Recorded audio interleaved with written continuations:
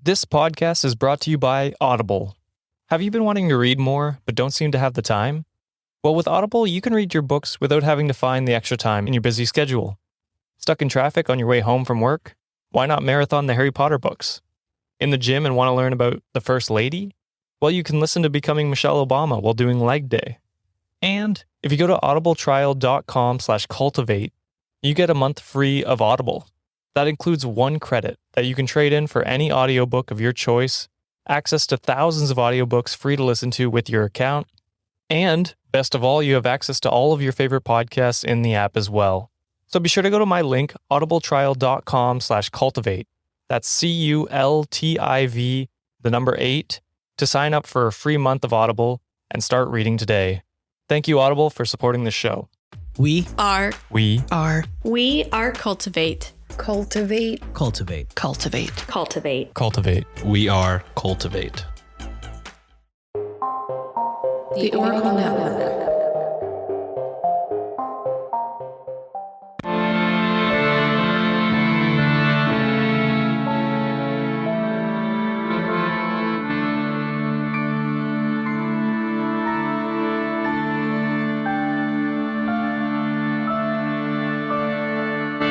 Hello and welcome to a special mini-sode of Yield Crime, the show where Maddie and I discuss the funny, strange, and obscure crimes of yesteryear every Wednesday. This special bi-weekly segment is called Can You Crack the Cramp-Word, which is slang for a difficult or obscure term, which I thought was very fitting. And with me today is Eliza from the Leave the Lights On podcast. And before we begin, I'd like to give her the opportunity to tell us a little more about herself and her show before we start the game. All right. Hello, everyone. I am the creator and host of Leave the Lights On. It's a true crime and ghost or paranormal podcast. I personally believe that you can't have murder without ghosts. So it was nice to kind of combine the two there. And plus, you get some really interesting stories coming up when you do that combination. For sure. Yeah, it's a weekly podcast. I love doing it. I guess I've been weird since the dawn of time. And I've been... Hard same. So to kind of like get this as my outlet, my weirdness outlet. But yeah, and to add to my weirdness, and I don't know if it's something that I should be tooting my horn about, but I grew up in an insane asylum. Wow.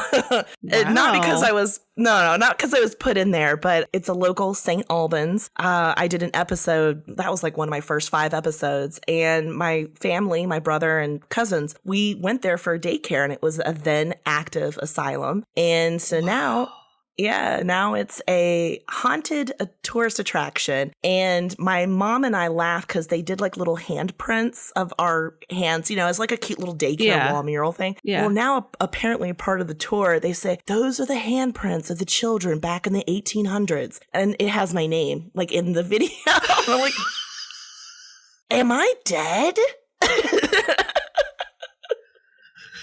So you gotta love and you gotta give it to them that they're really trying to hype that place up. But it just kills me. So, oh, God. Well, now I'm blanking on it. I was trying to think, what's the movie with Bruce Willis? I See Dead People. Sixth Sense. Sixth Sense. I was going to say, you're Bruce Willis. You're just sixth sensing it. You didn't realize you were in daycare in the 1800s. Had to have been like a weird time jump thing. Cause there you go. Yeah. Always fun times when I hear that story. Well, you look great for being a child in the 1800s, so... Thank you. These modern clothes do fit me well, so... Kudos to you. Great skincare routine. Oh, thank you. It's Aveeno. Sponsor me. No. Nice. I use Aveeno as well, so I feel you. That bodes well for me. So. Oh, good. Means I got 200 years. Sweet. So I have a couple questions for you. So what kind of inspired you to create your podcast? Oh, my goodness. This is going to be throwing a a famous podcast under the bus. And I'm sure a lot of people have the same sentiment. I was listening to And That's Why We Drink. Yep. And love them. Mm-hmm. But, I had a long commute for work. And when you start binging it, you start to notice and start to come to hate the bantering. Yeah. And I know that you and Maddie do a great bantering, but some of these youngins and their bantering, it just goes off the rails, and it's great content. But at the same time, it was annoying as a listener who really wanted to know the information and to hear the case and kind of get really immersed into that. And so as I was driving, I'm like, you know what? I can do it better. And I already love talking about ghost stories, and I love hearing my own sound of my own voice. So, who doesn't? Exactly. So I was like, you know what? Let's get into it. And the more and more I researched into it, I was like, I can do this. And bam, I did it. Kudos to you. Yeah, I feel you on that, because there are some shows where you're right. Like the banter just takes so long at the beginning that you almost kind of lose interest, and you're like, well, I don't even want to hear the cases now, because it's like, how long is it going to take to actually get to the case? Yeah, I completely understand. And I love it. Don't get me wrong, but when you're really trying, like, especially when the title grabs your attention, and you're like, oh, that's a good case. And then you're here 35 minutes into hearing about their dog and how their dog did something. And I'm like, okay, cool. Thanks. Move on. Yeah, exactly. I feel you. As you mentioned, your show features true crime with paranormal twist. Have you yourself experienced anything paranormal? Oh, my goodness. Yes. As I mentioned, daycare, a state asylum, grew up with that. There definitely was some activity. And as you'll hear in other people when they talk about St. Albans, they talk about the bowling alley and how there's a dark man in the bowling alley, or shadow man. And we went down there, because I never believed that there was a bowling alley. So the counselor that I was with took a few of us, and we went down there because there's also an elevator that goes to the kitchen, which is where we would store our snacks and stuff at the time. So he's like, yeah, we'll go to the basement. And that is pretty much where I almost shit my pants. Sorry, I don't know. I'm pooped my pants. No, it's fine. You can swear. You're good. Okay, good. Because on mine, I try not to swear, but, whatever. So I'm in that this time, I'm like 10. And I already had some paranormal experiences, but nothing like this. And there was, so we get to the bowling alley, and there's graffiti in it. Even at that time, was, early, or actually by then, late 90s.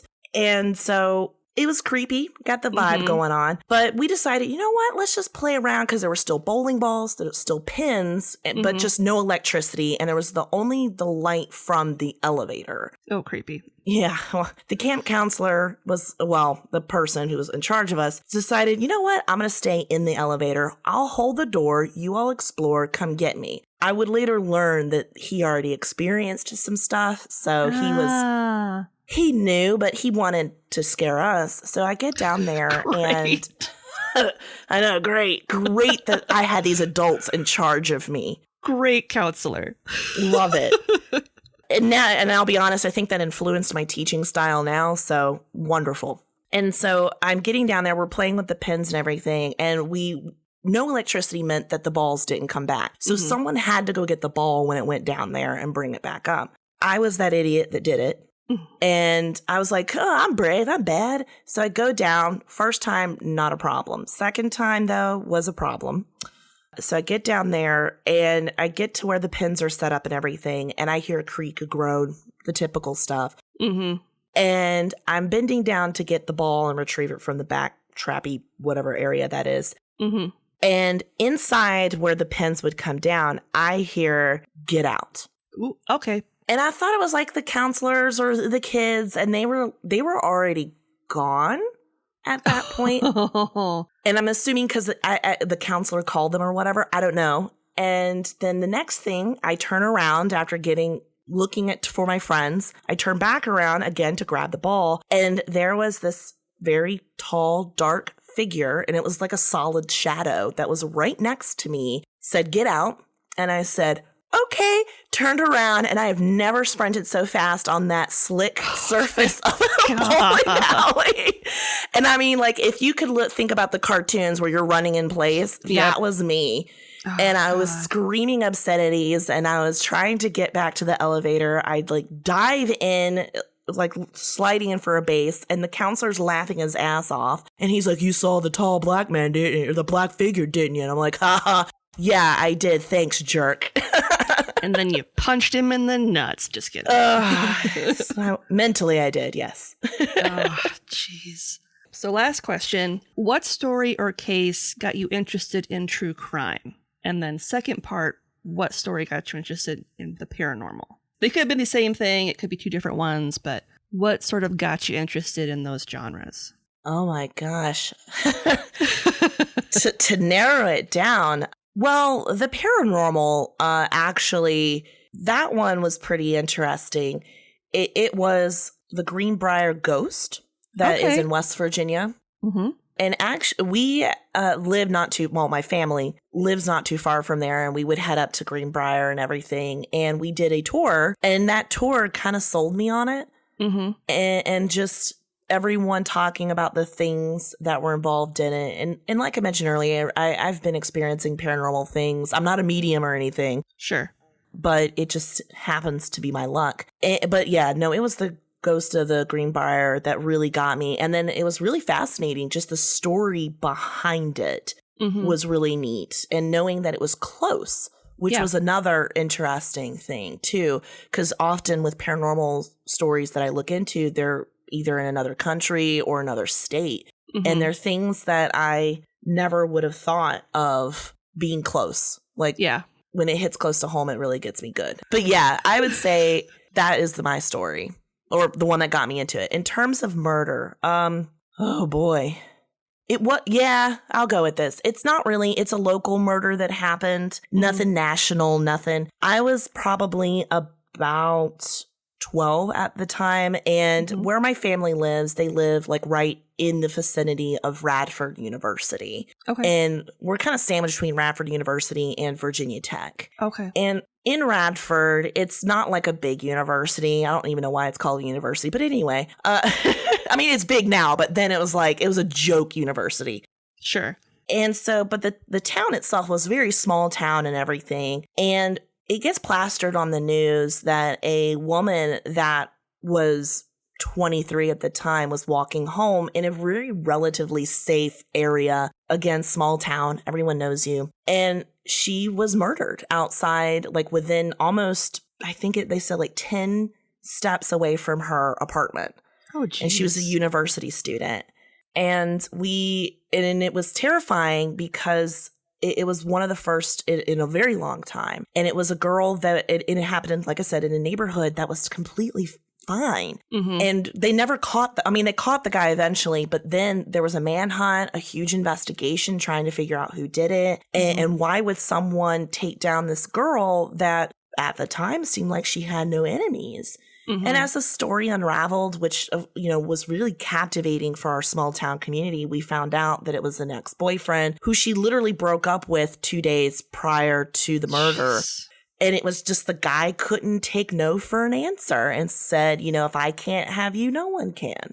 And that to me really stuck. And I remember too, like just the panic, like my parents wouldn't even let me out playing out in our neighborhood because of that, and how that one situation really affected a small town really opened my eyes. And I think, honestly, it took away my innocence towards the world. And I often ponder back on that case, and especially when I talk about cases where they are small towns, I know that feeling, and I know how, despite not knowing the victim, it does impact you in a very big way.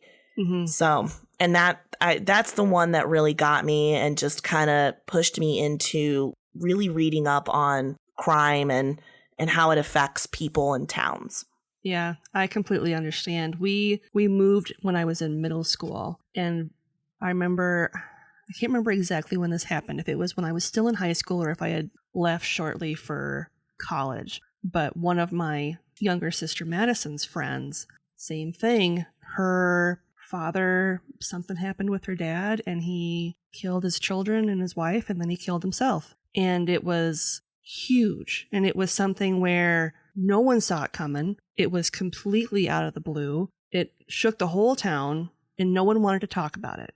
It was something where the people that were in her friend's class, because obviously the two children were at school, they were school age, they wanted to memorialize them by getting like an electric sign that in front of the school that you would put like no school and all that kind of stuff. And they had to fight for that because it was like, we don't want to acknowledge that this horrible thing happened to these two kids. Oh my gosh. You know what I mean? Yeah. And I hate when that happens because even now, this is, again, I was 10 and this is decades ago. There still is, I mean, there was a huge memorial. Mhm. And then over the years, because I drive in and around that area, you see that memorial diminish. And then now there's only one plastic rose that sits Mhm. there and no one knows. And I know it's like for my situation, it was a college town. People move in, move out. But there are locals who remember that and are still today talking about it. I mean, my aunt and uncle still talk about it and they say, oh my gosh, do you remember blah, blah, blah? Mhm. So yeah. And that's so sad that people can't, or you had to fight for that. That just is irritating.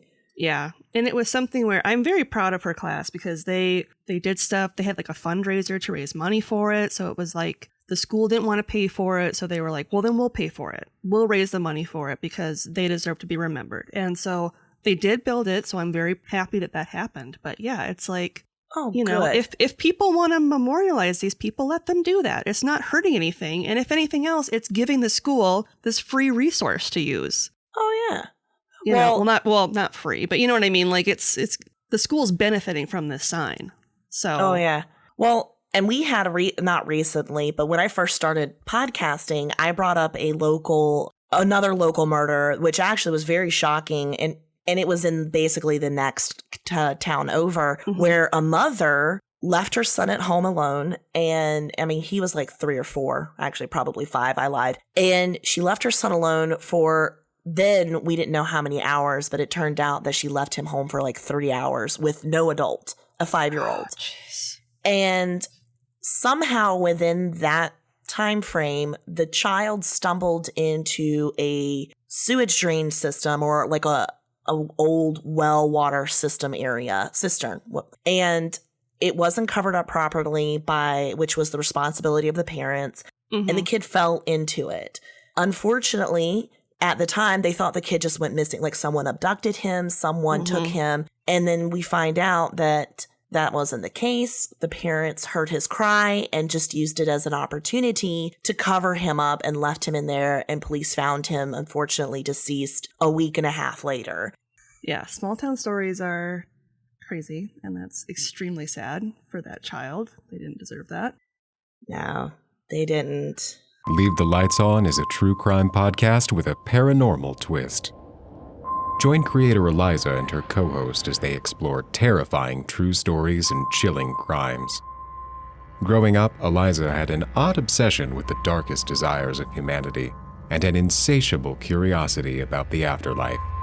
Now, each week, Eliza brings you tales that will make you want to lock your doors, hide in your room, and of course, leave the lights on. Available on Spotify and Apple Podcast. On that super fun note, are you ready to try and guess some slang terms? Oh boy. It's going to be a great time. So, your first term is fambling shit. The image right now is being processed is awesome. I can try and spell it for you. I'll put it in the chat so you can visualize the term. Because it's... Fambling? Yep. Fambling shit. Fambling shit. It sounds like shit, but it's not. Well, see, that's what I was going with. I was thinking of like fambling being a super like fanboying piece of shit. Like a really fancy way of like fambling. Oh, he's a part of that fambling group, fanboys for bling. Yeah. So that's what I was thinking. And that was the image. I honestly pictured a blinged out piece of shit fanboying. I know that's not it, but I'm going to say in all honesty, oh my gosh. And I'm going to say like a bumbling idiot. Okay. So a fambling... I'm here for it. I see your logic and I like it. Okay. A fambling shit is a ring on one's hand. Nowhere near me going with a bling. Well, if I went with bling shit, like a blinged out piece of poo, I would have been 50% correct. Yeah. Because ring is a bling, but no, I chose bumbling idiot for your finger. It doesn't have I don't think Beyonce could play that term in her song very well. If you like it, then you should have put a fambling shed on it. Shit on it. I mean, the pentameter or the rhythmic is there, but people would be questioning it a lot and have to Google it. They'd be like, is she okay? What happened? I don't understand that term. Some idiot actually went to a dictionary and said, let's be fancy. I got you, Queen Bee. Right. Oh, Lord. Your second term is jarkman. Jarkman. I want to go with, again, in my head, I'm picturing it's describing like a big hulky dude. Mm-hmm. So look, that man he's a jarkman. But seeing as how it could be fashion related, since you guys do like to do themes, I'm going to go with maybe it's a necklace. But in my mind, it's a big honky dude. Okay. A jarkman is someone who makes writings and sets seals for counterfeit licenses and passports. So it's a counterfeiter. See, I should have just stuck with the dude aspect. I'll go with my gut. Oh my. So you were basically half there because you had the man part. You had the man part. He could have been really big and weird looking, like. I mean, you kind of would have to be an enforcer or big burly dude to kind of do the counterfeiting. Because if someone is questioning your counterfeiting, you kind of have to be like, nah, and then bulk out those guns. Yeah. Nah, what are you going to do? This isn't counterfeit. Yep, exactly. You don't want to get taken down. Yeah. So. Nope. Okay. So, yeah. I'm terrified for the next one. Maybe those were just. Oh, those were the two? Those were the two. I can give you a third if you really want. I don't know. I kind of want to try and get one right. Okay. Let's see. All right. Let me get you another term. Bonus term. Bonus round. Fight. Bonus round. All right. I'll give you this one. Dance upon nothing. Dance upon. And this fits with the true crime theme. I'll give you a hint. It's true crime related. All right. Dance upon nothing.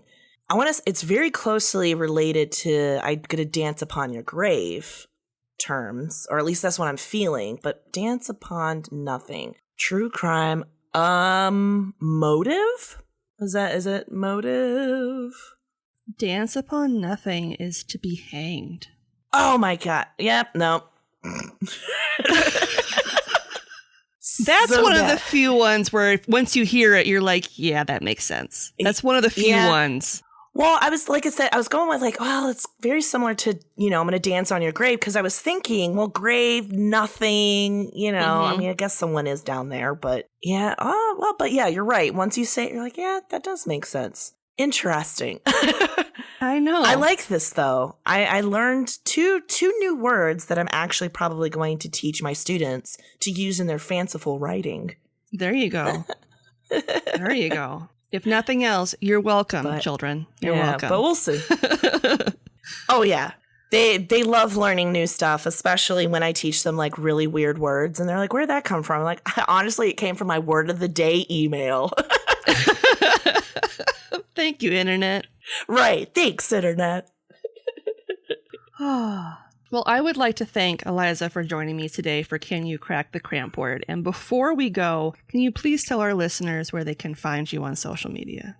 Absolutely. And thank you, Lindsay, for having me on. You guys can find me pretty much wherever, but the big hitters are at Twitter. I'm at Lights On Pod. I'm also on Instagram at Leave the Lights On Podcast. And I also have a website, which is lightsonpod.com, which gets you pretty much anywhere you want to go. Plus, I have some really helpful resources on there that our listeners come to enjoy and use often. Awesome. That's cool. And people can find you pretty much on every podcasting platform out there. Pretty much. I will have to say I got to get it set back up again. I'm not on Good Pods. I was, but then I transitioned over to a different hosting platform, which kind of lost me that Good Pod situation. But yes, I'm on Spotify and iTunes. And then I even think that I'm on Google Play as well. So, cool. And iHeartRadio. Awesome. All right. Well, go go check out Eliza's show. It's fantastic. And on that note, as always, I'm Lindsay, and I'll see you next time with another tale as old as crime.